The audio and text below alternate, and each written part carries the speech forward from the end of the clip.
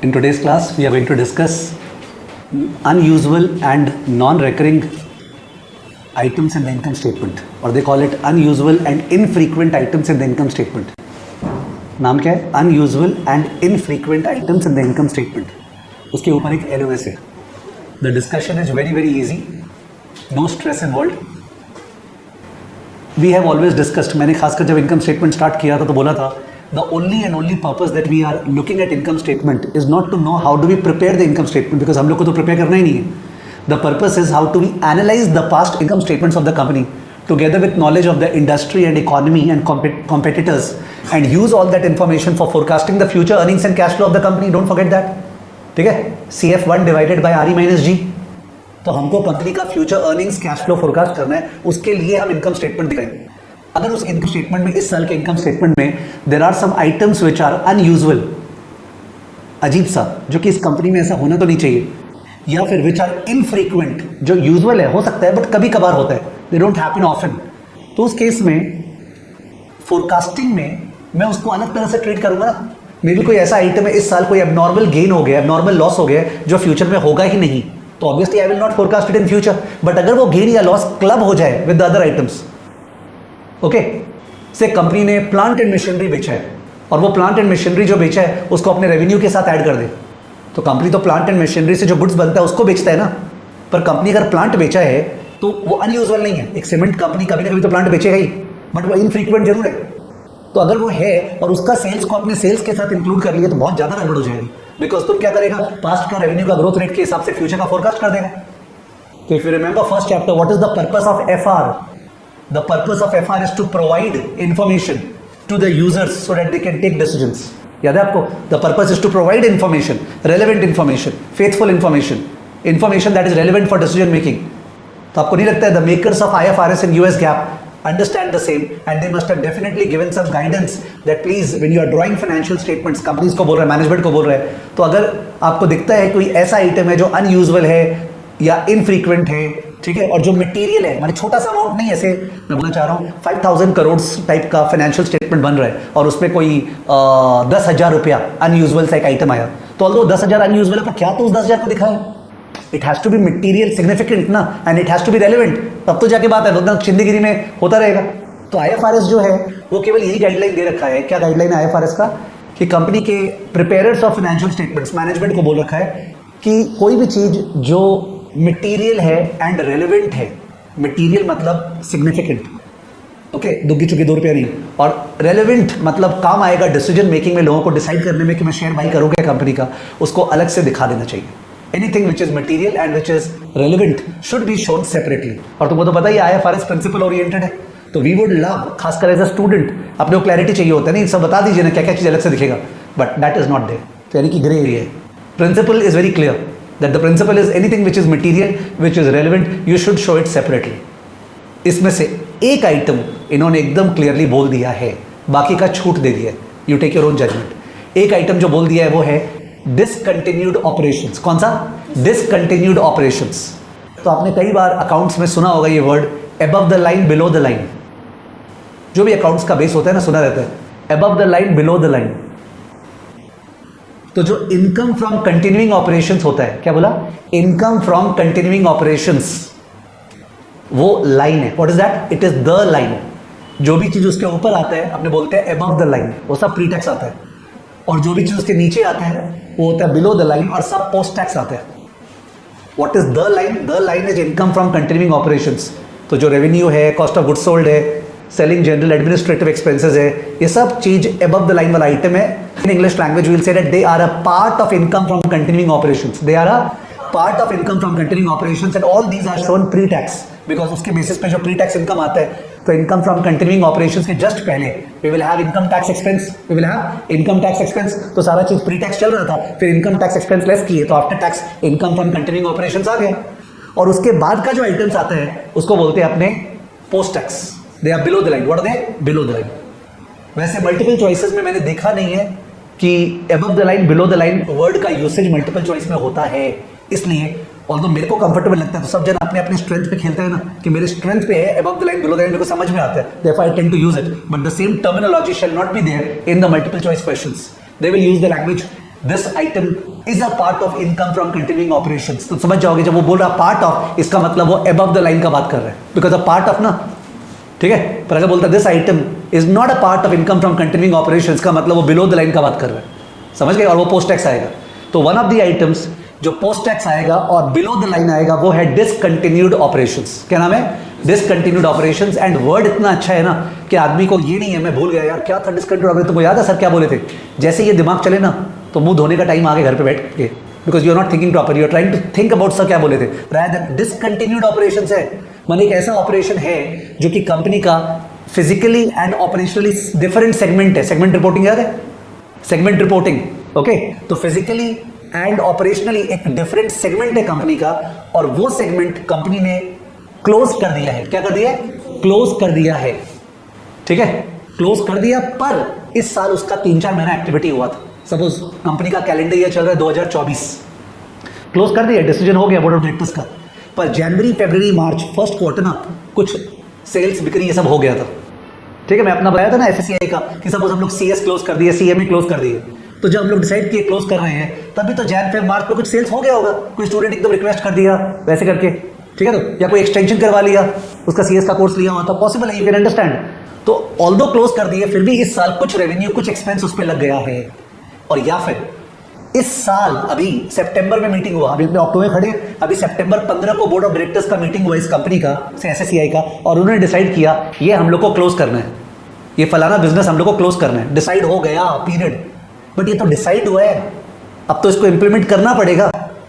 इसको भी डिसकंटिन्यूड मानते हैं, आप समझ गए? जो चीज क्लोज नहीं हुआ है पर डिसाइड हो गया है क्लोज करेंगे, दैट इज ऑल्सो डिसकंटिन्यूड, ठीक है। तो अगर इस डिसकंटिन्यूड ऑपरेशन यानी सीएस का जो रेवेन्यू है कंपनी सेक्रेटरी का और उसका जो एक्सपेंस है, अगर अपने रेवेन्यू और सीओजीएस ये सब में डाल दें, जस्ट थिंक सीएस का जो सेल्स किया उसका सेल्स एसएससीआई के पूरे सेल्स में इंक्लूडेड है, और कंपनी सेक्रेटरी का जो एक्सपेंडिचर लगा बुक्स का, मैट का कॉस्ट वगैरह, वो अगर कॉस्ट ऑफ गुड्स सोल्ड में इंक्लूडेड है, तब तो जो एनालिस्ट है और जो इन्वेस्टर्स है वो बेचारा रेवेन्यू को फोरकास्ट करेगा, उसको लेके फोरकास्ट कर देगा, सीओजीएस को लेके फोरकास्ट कर देगा, पूरा गड़बड़ हो जाएगा।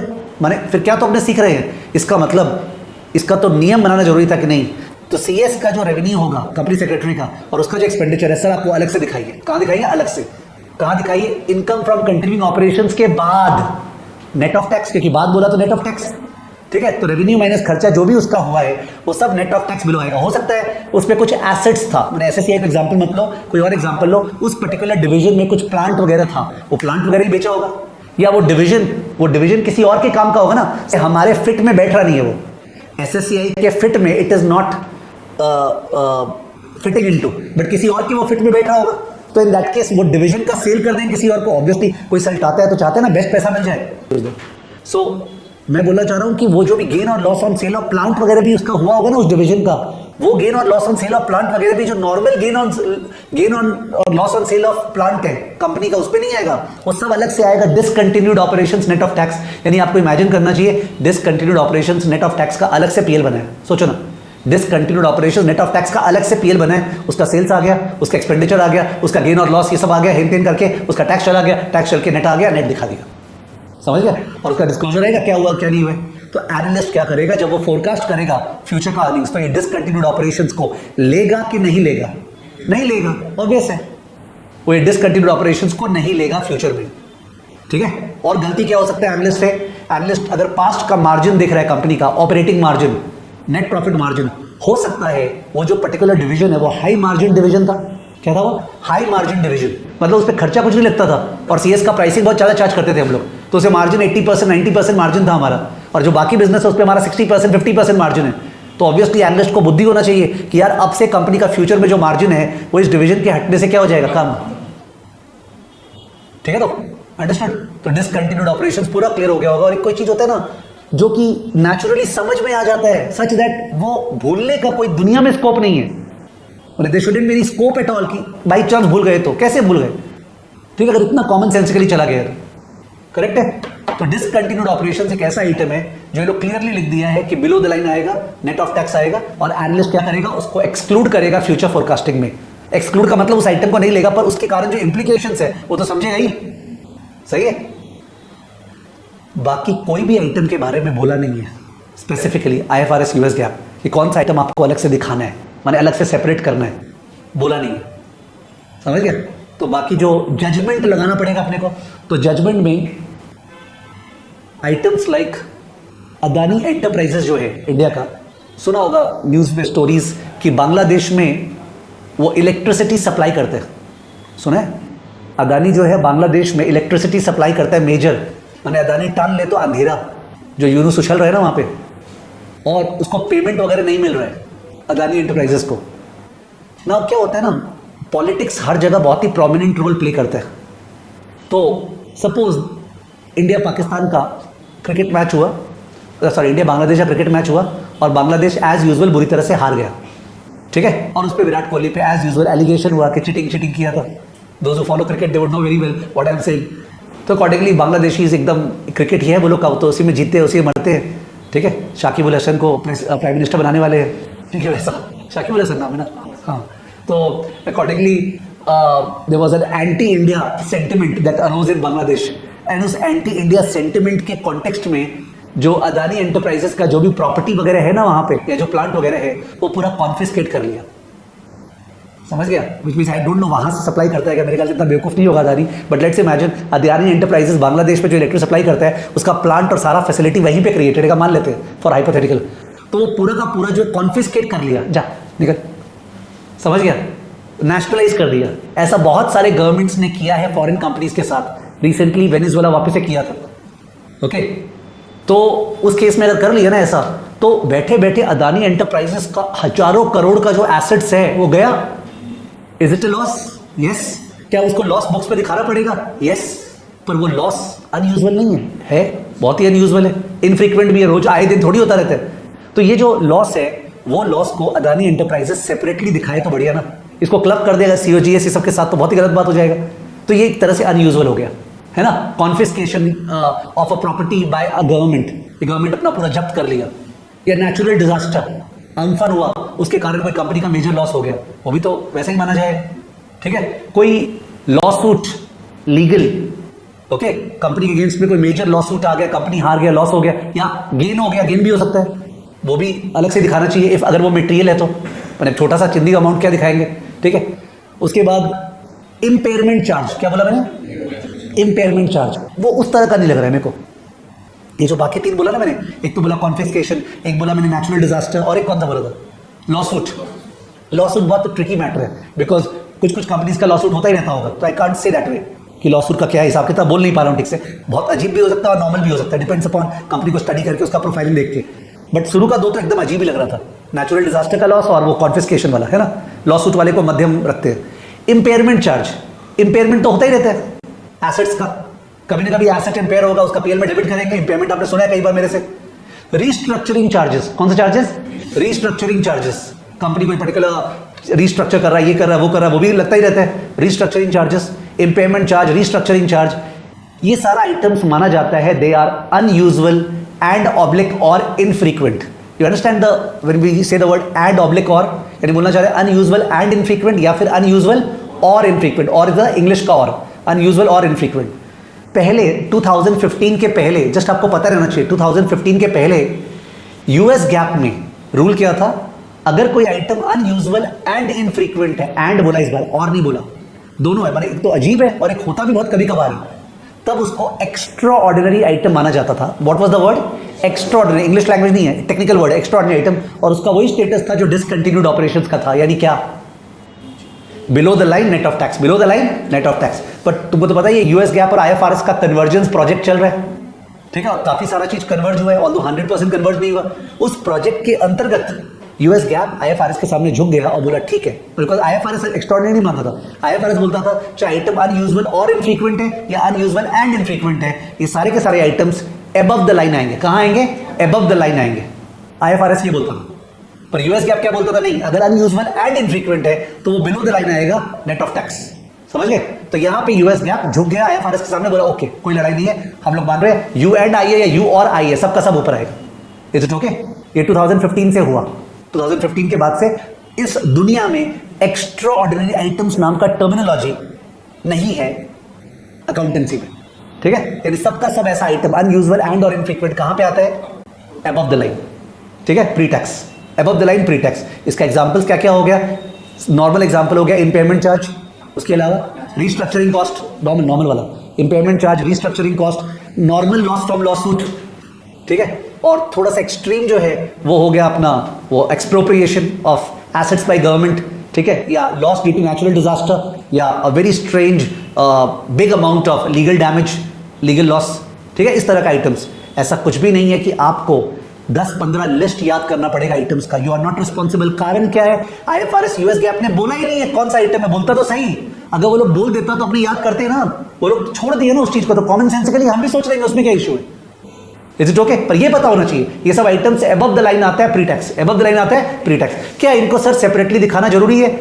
ये सारे आइटम्स को लॉजिकली देखा जाए तो सेपरेटली दिखाना चाहिए, प्रोवाइडेड ये मटेरियल है, प्रोवाइडेड ये मटेरियल। इस बार मैंने रेलेवेंट वर्ड नहीं बोला बिकॉज मेरे ख्याल से रेलेवेंट है ये, मेरे ख्याल से ये सब रेलेवेंट है जो एक आदमी देखना चाहेगा अलग से, ठीक है। बट मटेरियल अगर नहीं है तो हाँ क्लब कर दो, क्या बात है यार, छोटा मोटा 2-4 रुपया का बात है तो कोई बात नहीं है, समझ गए। अदरवाइज इनको अलग से तो दिखाना चाहिए as per the principal, correct है। जो अपना प्री रीड्स है ना, pre reads, pre requisite readings FSA का, उसके अंदर जो LOS है वो है ऑपरेटिंग वर्सेस नॉन ऑपरेटिंग। मैंने ये वर्ड यूज नहीं किया आज, मैंने आज शुरू से वर्ड यूज किया अनयूजुअल एंड इनफ्रीक्वेंट आइटम्स। मैंने ऑपरेटिंग नॉन ऑपरेटिंग एक बार भी यूज नहीं किया अभी लास्ट आधे घंटे में, ठीक है। यानी अगर आप LOS देखोगे अभी का जो सिलेबस का पार्ट है उसमें अनयूजुअल एंड इनफ्रीक्वेंट ही दिया हुआ है, उसमें वो नहीं दिया हुआ है operating non operating. But pre readings में बोला हुआ है कि ऑपरेटिंग नॉन ऑपरेटिंग का डिस्टिंक्शन जो है अगर हो और नॉन ऑपरेटिंग आइटम्स को अलग से दिखाया जाए तो बेटर रहेगा। इसीलिए तो let's understand very naturally, IFRS तो ऑपरेटिंग नॉन ऑपरेटिंग को डिफाइन भी नहीं किया। क्या किया है? डिफाइन नहीं किया। तो वो तो पता है ये सिंगल स्टेप इनकम स्टेटमेंट में ऑपरेटिंग ये सब आता ही नहीं है, सिंगल स्टेप में तो सीधा लास्ट का प्रॉफिट आता है। बट कोई कंपनी अगर मल्टी स्टेप इनकम स्टेटमेंट दिखाता है और बहुत सारा कंपनी दिखाता है तो वो लोग ऑपरेटिंग प्रॉफिट बीच पे दिखाता है, EBIT वाला स्टफ वो लोग दिखाते हैं, ठीक है। उसके बाद नॉन ऑपरेटिंग आता है, तो नॉन ऑपरेटिंग यूएस गैप अच्छे से बोला है। यूएस गैप क्या बोला है? Operating activities are those that involve the production of goods and services, the production and delivery of goods and services उससे related, and those which are not investing and financing, those which are not investing and financing. Now when I give this definition we straight away get the feeling of the cash flow statement, at least I do, because cash flow statement was CFO, CFI, CFF है ना, CFO cash flow from operations, CFI cash flow from investing और CFF cash flow from financing। तो US GAAP ने income statement के बारे में, cash flow नहीं, income statement में बोला है operating items are those which are connected with the production and delivery of goods and services and which are not investing or financing। negative definition भी है, which are not investing or financing। तो जाहिर है अगर एक company x limited, मैं non finance company बोल रहा हूँ, बैंक का बात नहीं कर रहा हूँ, नॉन फाइनेंस कंपनी सिर्फ ACC गुजरात अंबुजा, ये लोग अगर कहीं पे इन्वेस्ट कर रखा है शेयर मार्केट में, बॉन्ड्स वगैरह में, और उससे इंटरेस्ट कमाता है, डिविडेंड कमाता है या उसको बेच के प्रॉफिट कमाता है, तो वो तो उसका ऑपरेशंस नहीं हुआ, वो तो इन्वेस्टिंग एक्टिविटी हुआ। क्या हुआ वो उसका? इन्वेस्टिंग एक्टिविटी, ठीक है। तो अकॉर्डिंगली वो बोलता है वो ऑपरेटिंग प्रॉफिट में नहीं आना चाहिए। The interest income, the dividend income, the gain और loss from the sale of investments, that should not come under operating profit if you are showing operating separately, that should come under. उसके बाद operating profit के बाद EBIT का नाम, तभी तो EBIT है, आई इंटरेस्ट के पहले, not only interest expense, interest income के ही पहले, ठीक है। और वैसे ही अगर कंपनी ने बोरो किया है और बोरो किया है तो उसका इंटरेस्ट एक्सपेंस है, क्या है? इंटरेस्ट एक्सपेंस है, वो तो क्लियरली फाइनेंशियल है, क्लियरली फाइनेंशियल है, तो वो जाहिर ऑपरेटिंग प्रॉफिट के बाद ही आएगा। उसके अलावा लॉजिकली स्पीकिंग, बट ये एक ग्रे एरिया है, गेन और loss on sale of plant, gain और loss on sale of plant, अभी तो अपने उसको अनयूजुअल इनफ्रीक्वेंट में बोल रहे थे, मैंने इनफ्रीक्वेंट था, अब मैं ऑपरेटिंग नॉन ऑपरेटिंग में बोल रहा हूँ। गेन और loss on sale of plant, logically plant अगर बाई करते हैं तो वो तो इन्वेस्टिंग एक्टिविटी है, तो अगर प्लांट अगर सेल करते हैं तो वो तो इन्वेस्टिंग एक्टिविटी हुआ, तो गेन और loss on sale of plant उस लॉजिक से it should be what? Non operating. But otherwise people will feel that's operations में तो प्लांट काम ही आ रहा है, तो उसका गेन और लॉस तो ऑपरेटिंग में आना चाहिए, इसलिए IFRS यूएस गैप पतला गली से निकल गया। यानी तुम भी रिस्पॉन्सिबल नहीं है, you can't corner and ask me कि सर गेन और loss on sale of plant जो है अल्टीमेटली ऑपरेटिंग है कि नॉन ऑपरेटिंग, आप बताइए, मैं नहीं बता पाऊंगा। It depends upon our judgement, okay, management के जजमेंट के ऊपर है, ठीक है। हाँ, मेरे से पूछोगे मेरा personal choice, I would like it to be non operating, ठीक है, इट्स इन्वेस्टिंग।